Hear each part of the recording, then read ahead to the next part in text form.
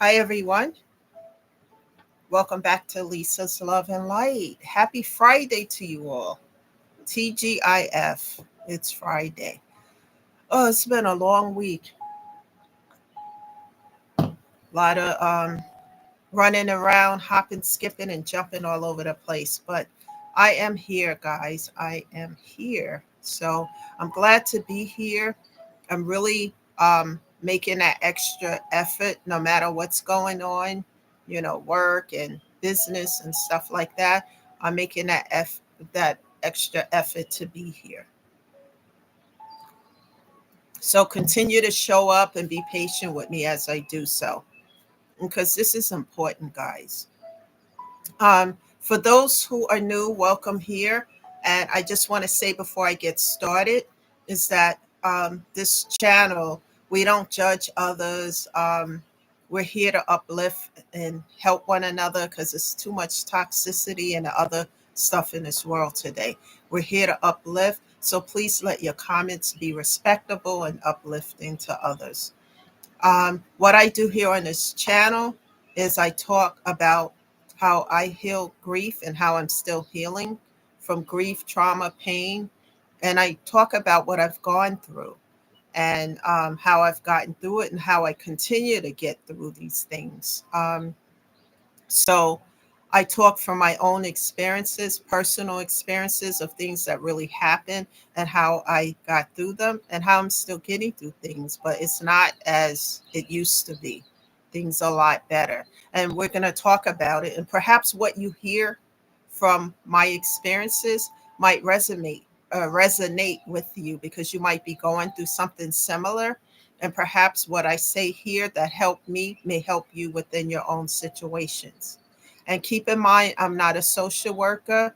I'm not a therapist of any sort or a counselor. I'm just someone who's sharing what I've gone through and how I've gotten through it and how it's helped me, including prayer and just, being connected to God as well, because that's where I draw my strength. So, with that being said, guys, let's get into this topic of discussion today. Sometimes it's going to be general, and other times it's going to be intense. But I think today, this topic I'm about to talk about, that somebody needs to hear this because maybe they are going through this currently, or maybe they have been through this and they may still um, have some things to clear up. So I'm going to talk from my own experience with this situation and how I got through it and how I'm still getting through it. So, the topic of discussion today is healing and dealing with scars from abuse. Healing and dealing with scars from abuse. This, I hope I don't trigger anything on anyone, but this is something that's necessary because I've gone through this in a prior 10-year relationship. I've currently been out of it for 8 years now or more, I think nine maybe. Um, but what I'm going to talk about might help someone here, in so many ways. As it's helped me to get through it. Abuse of any kind, guys, is never okay. Now, if you're in any kind of relationship, whether it's a romantic, whether it's family or whatever, we all have bad days. We all have good days. And we all have times where we just want to be by ourselves. And mood swing from time to time. Hopefully, not all the time, guys. But, things happen because this is life. However, having a disagreement or whatever about something and not feeling well, saying a word here or there to someone because, that's different than what I'm about to talk about now. I'm talking about outward abuse where it makes you feel less than zero. So, when a person is abusive, it just changes the direction of the relationship. And what I keep in mind all the time is that a relationship is supposed to enhance our lives, not bring hell to it. When abuse is ongoing, there must definitely be a deal breaker, a breaking point. And we all have a breaking point. I have some notes here so that I can cover everything. We all have a breaking point, and we must get to that point and get to what we call a deal breaker. Certain things are deal breakers. Someone calling you out of your name, someone just treating you like you're less than zero, verbal abuse, physical abuse, ongoing. All these things to me is a deal breaker. When you decide that you had enough and that you want to walk away from this situation, and you decide, I'm going to walk away from this hill, um, at first it may get intense, because the abuser may not want you to leave. They may want you to stay in a connection, and they have all types of ways to try to make you do so. In my case, it was being romantic. This is what attracted me to the abuser at first, and I didn't know that this ex was wearing a very heavy mask, and I couldn't see behind the mask at that time. Um, Romancing me, taking me out to dinner, telling me how much I'm loved, doing all these things. And this went on for a while, maybe nearly close to a year. However, there were signs there, but I choose to ignore it because, oh, we all have something, right? But these were not just signs. My intuition at that time was going off. Not as um, I'm not as connected. I mean, I am more connected to my intuition today than I was in the past. And I would just say we all have something, right? And so, this person has their faults. I have mine. Maybe we can, you know, try to work this out. Because what I was stuck on is the romance and treating me like I was so special and important. And then boom, and this person also liked to drink a lot, and and it would just get really cruel. And I've never been in a situation that was this cruel and this bad. um when you get out of these situations, because in my case, my self-esteem was shot. It was just on the floor. At first, when you decide to really leave, because I went back and forth, in and out, round and about, because of the charm, and I'm promised this won't happen again. Your abuser will promise you things, and you want to believe them, because this is somebody that you may truly love, and you want to believe that they're going to do the right thing. They're going to change for the better, and they promise in all types of stuff. And for a while, it may look like it's going in that direction. It may look like they're really trying to do this. And then, boom, here we go again. And it comes out of left field, people, when you least expect it. And that's the situation that, you know, from my own personal experience, is what I had in this 8 to 10 year relationship. And at the time, I had a young son. At first, he didn't see a lot of these things, but the fighting, the arguing, and stuff like that, because it started to increase. And it started to be like that when this ex started to drink and drink more and more. Drinking, week income after working all week, and, you know, little things just to start argument.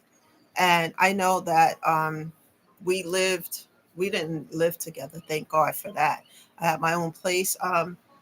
We didn't live that close to each other, so this ex had to travel. And when I knew they were coming around, I would go. I like to look good. I'm a woman and I like to feel good about myself. I would go to the hairdresser, and if I would have an appointment, right? I mean, usually it'd be on a Friday or whatever after work, because I know, you know, this ex is coming around and I wanted to look my best or whatever. And sometimes it would take longer than normal. And I would just say, just wait in the driveway or whatever, and I'll be there. This in the beginning seemed to be okay because it wouldn't be that long or whatever. And I'd pull up and etc. Right. But after a while, it started to show with the drinking. You're supposed to be here, even though I text and say blah, blah, it would start a fight. And then it started to go on and, into other little things. Um, just it started off with little things. Like I said, these things start off with little stuff and then it build up until, it was just too much. Um, it is important to heal yourself from the pain and trauma of this because ongoing abuse will lower your self esteem. It will make you feel less than zero. And it will just, make you feel worthless, especially when you love someone and you really want to believe what they tell you. And I went back and forth, back and forth. And each time that I went back, it got worse. Um, put yourself first. It's important because I wanted to do couples therapy and it looked like it was going in that direction. And, we were going to do this and then it didn't. It's like more abuse, more trauma, more drinking, and I would try to say, well, maybe you shouldn't have a drink tonight or whatever. And it just like it was really not good, especially towards the end of it. Um, I started to little by little focus on myself, but you know, um, it took a lot for me to do that. And I tried to stay busy. I worked, of course, but when I went back to school, when I decided to go to college, and I when I was in school, I wrote my first book and then my second book. By the time I got to writing my second book, one of the things, the cruelty started to get worse. At first, it would be little things like we would be out with my son and it would be a nice day and you see other people and we went on hay rides and stuff like that. And if I would people would talk to me. I've always had that when people strangers would say hello, men and women, and it would cause an argument later. Do you know her? Do you know him? So why are you talking to them? Why, and it would be a fight and I'm like, this is just, what's wrong with you? And then, I went to school to better myself, to have a better job, a better situation in my life. That seemed to be a problem. At first it seemed like, oh yeah, I got your back. I'm here with you. But then when I wrote my second book, the fighting and the stuff got to be too much. But one of the things that really, really made me think about leaving this situation is when I wrote my second book. And I thought I had the support, right? And everything seemed okay. We had arguments, more arguments over dumb stuff. But the way I was being treated, get out, go home, whatever. Um, this particular argument was really heated and I was really angry. And then I was told something that just made me think I need to leave this situation. And I think my ex was invited people over and they had drinks and stuff. And these people were invited over for a specific reason, not to just socialize, but to make fun of my book, to read excerpts from my book and to make fun of it and laugh and make this whole thing a joke. Now, my books are fiction and on romance and just make a joke of it. And when I was told about this during a heated argument and the details was told to me, of course, yes, I invited friends over and we tore your book apart and we did and was just really laughing about it. Hee haw and all of this stuff, right? And the tears was just rolling down my eyes because I'm saying to myself, what kind of individual am I involved with? This is diabolical to me, a premeditation of diabolicalness, if that's a word. That's how I felt about this. Instead of having my back and supporting me, you're trying to tear me down. Anything I did, this ex would try to tear it down, make fun of it. And I said, this is abusive. And another example is before I graduated, I did everything in college. It was not easy for me at first. I had to rearrange my schedule, make sure I had turned in my papers and everything. And when it got to the point of graduation after 4 years of this, My ex was supposed to be at my graduation. My son was there, of course. Um, but it was like starting an argument 3 or 4 days before my graduation, so didn't have to show up. And that really made me say, I can't be involved with this kind of stuff, and I really tried to pull myself away from it. But the last straw basically was with my son. Just a situation that took place that never happened. The lie on my child was basically it for me. And I had to make a decision to walk away.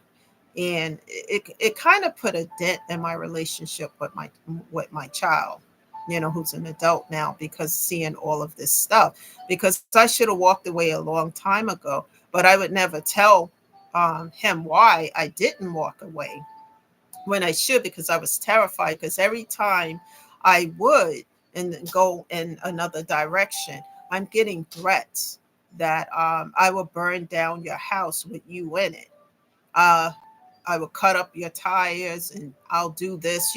This is when an abuser see that you're slipping away from them. They can become really, really more so abusive. I was hit and kicked. I fought back the second time when I was kicked. And it was just, you know, I fought all the time in the eyes of this abuser. Well, if you would have done what I told you, we wouldn't be having this problem. I can remember a time that going to my son's wrestling event. And then afterward, he stayed with the wrestling team. They all had a hotel, it was a big event. And then I went with my ex to Fridays and we had a meal or whatever. And so I didn't make a lot of money back then, but I was working, had a full-time job and stuff. And I said, my ex made a whole lot more than I did, etc. And I said, I'll put in the because I'll put in for the tip. Oh, you don't have any money? Put that back in your pocket. You can't afford to put in a tip. Just anything to make me feel low. And so I left it there anyway, and took the money and balled it up like a piece of paper and threw it across the restaurant. And it landed under the table of a couple who was eating their meal. And I can't tell you how that made me feel. Anybody who's dealing with any kind of abuse, it lowers your self esteem and makes you feel worthless. And I can't. And, anybody listening to this and it could trigger something, it does trigger a little bit in me as I speak about it, but not as much because I've healed from it. And I know how this stuff feels. And you really love this person. You really want this to work, but it's not worth it because you want a family environment, but it's not worth it. And after that situation, I realized I'm dealing with a narcissistic individual who will never take accountability for these actions against me. It's just going to get worse and worse and worse. And this is a controlling person, was controlling every aspect of my life. One of the things that I'm so proud of is I had a vehicle that this ex insisted on co-signing for me because it was a way to control me, to keep me in the loop. And thank God that I was able to last year get rid of it and get something on my own and be done with it. Because that to me, and it took me a long time to be able to build up my credit and do things to get rid of that and to be able to have something on my own. Because that meant to me, there is no more attachment. The cord is cut. I don't have any attachment to this person ever again in my life.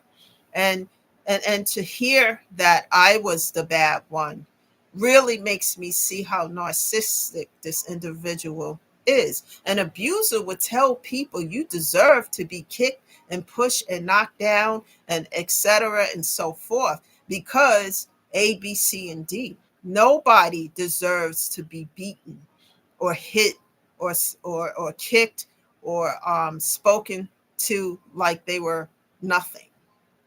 All of these things is not love, people. This is abuse, and nobody deserved this. Like I said, a relationship is supposed to enhance your life. You're supposed to have a support system with this person. Every day is not going to be like a Cinderella story, happily ever after. You're going to have problems that come up, but you work together with that individual, who's in your life. They're supposed to be a support system, not somebody to bring you down and to tear you apart. But a narcissistic individual will make you feel like you deserve it, even though you're doing everything to show them that you love them, and you being there and you doing what you need to do.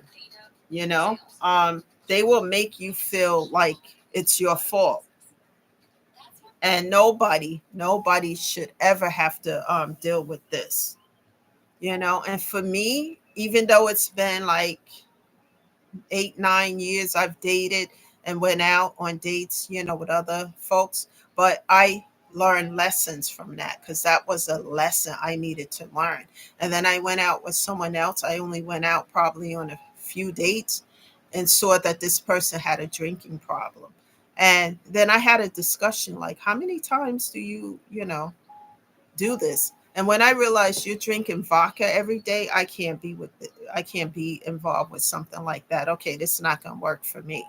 And as I started to see that I was falling back into the same type of situation, I started to do the work to heal.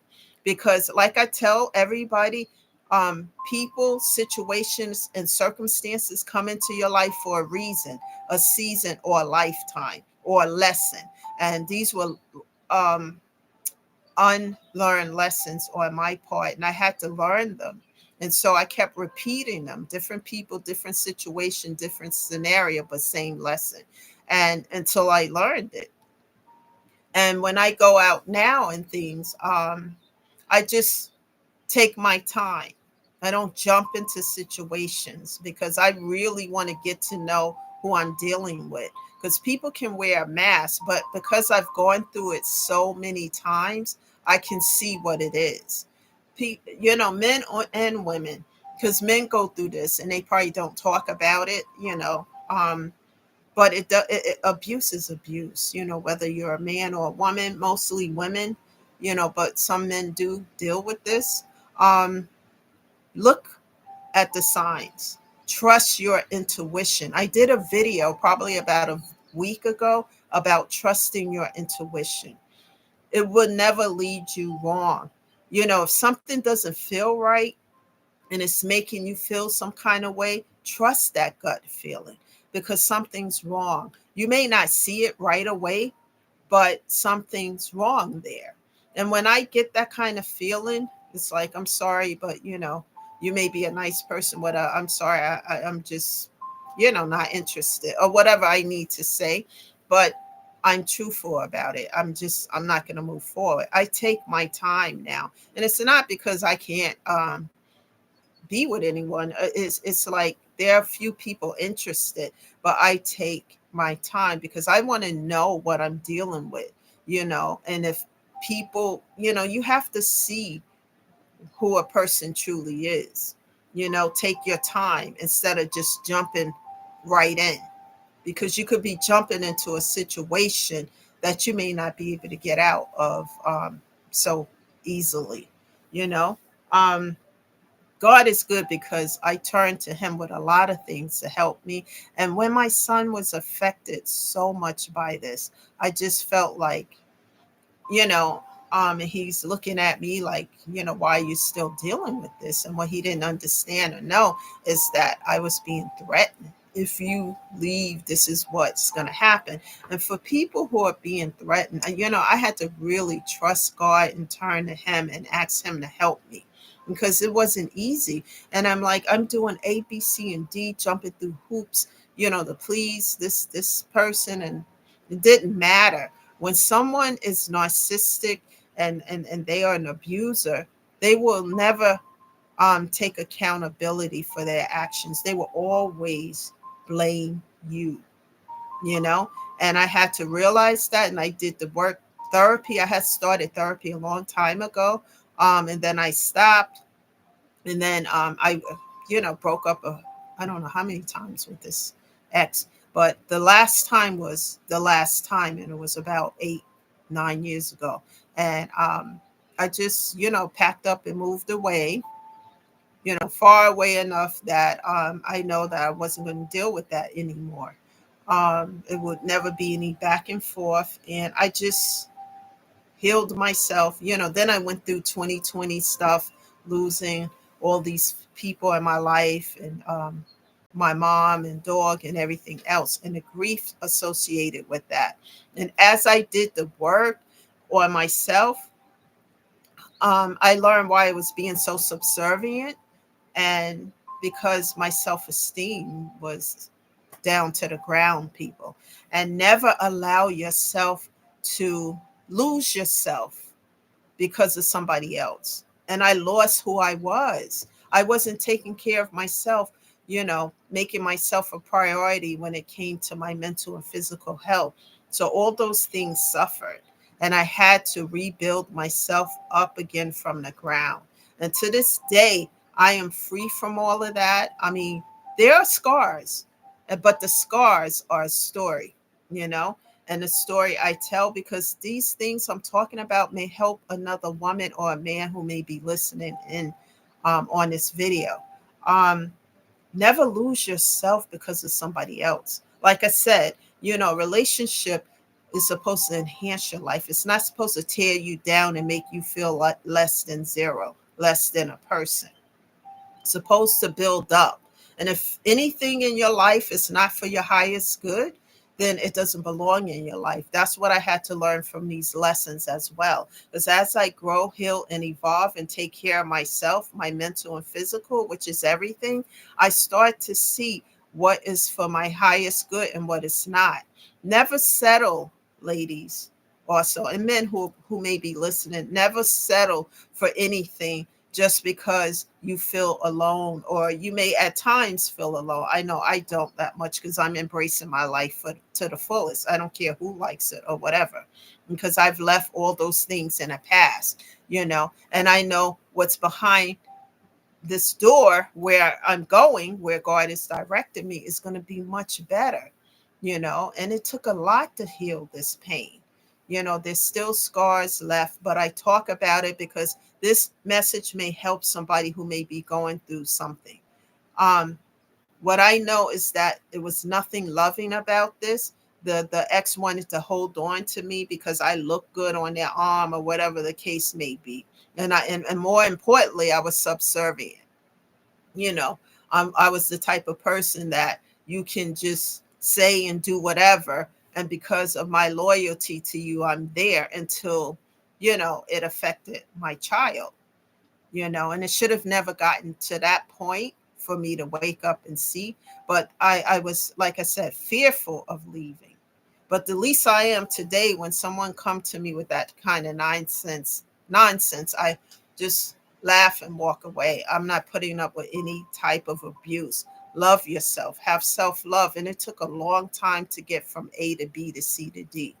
I had to do a lot of work, a lot of soul searching, with therapy, doing a pro and con list of what is these people bringing to the table. If the cons outweigh the pros, is it for my highest good? Obviously not. And I would just leave it where it is. So I take my time with everything. Also, people, take care of yourself. Make yourself a priority. Build up your mental and physical health. Because as you do that, you're going to start to self love. And as you self love, you're going to self care and take care of you. You make yourself a priority. Choose yourself, and then do the work to heal little by little. Music helps a lot. I have a little bit of that going on my phone as I talk to you. Just soft music. Do things that's going to build you up, and things that's for your highest good. Never allow anyone or anything to tear you down. And if it's not for your highest good, no matter what it may be, then set boundaries. Set strong boundaries so that you can put yourself first and heal yourself. Make yourself a priority. And as you do that, you will attract the right person, the right situation. Not only will you attract the right person, but you start to attract good things in your life. As you get rid of the old and close those doors, you start to open up new doors of people who really support you, who's going to be your friends, good friends, not people who are going to betray you and stab you in the back, but people who are going to be there for you, to uplift you, to encourage you, to show real love to you, because this other stuff isn't love at all. So I'm telling this story and hoping that this can help you. But I had to turn to God, and turning to God for me doesn't mean that I have to sit in a church every day, that I have to be religious, but connecting with Him and helping Him and asking Him to help me as I go through these trials and struggles, because I couldn't do it without God. I draw my strength from God, you know, and this is how I do everything in my life now, and I made vows to God as well. And because of these vows I made, and it's vows that I can keep, one of them was to be on this channel to help other people. It helps me to keep going as well. Because if I can help somebody to, you know, get out of situations and choose themselves and build them up, that's the best gift to give anybody, because you're putting yourself first. It's important to do you, to take care of you, and then you can take care of everything else around you. So I stayed in prayer a lot, meditation, asking God to help me, because I couldn't do this without Him. And every step that I take, God has been taking 2 and 3 to help me. And as I see that, I keep going, guys. No matter who's talking or whatever they're doing, tune out the noise, tune out the lies, tune out the gossip. And it may hurt real bad at first, but I promise you, I'm living proof that it gets better in time. It's not going to be overnight. You got to do the work. You got to go through the pain. You got to keep pushing, persevering, chewing, and crawling through these things. And it will get better, and you will start to see the results. It's like a baby who tries to walk, and the baby doesn't just get up and walk. They get up, fall down, get up again, because that baby knows that he or she is supposed to walk. We know that this is not for our highest good, because being in pain and crying all the time and feeling at your lowest is never for your highest good, and it's not love. So it is important for us to build ourselves up so that we can be at a place of inner peace and not be broken down into pieces. That is the message today. Please share this video with other people who need to hear this. Start to take care of yourself, and then you will start to self-love. And when you self-love, you will never again allow anyone into your space in life, and any situations that are not for your highest good. You will begin to recognize that. That's the message, guys. Have a great weekend. Share the videos. Also, comment below and subscribe to the channel, because every Monday through Friday is going to be different messages, but all related to healing and to take care of our mental and physical health. Thank you again. This is Lisa, shedding love and light, and you guys have a great weekend. Bye for now.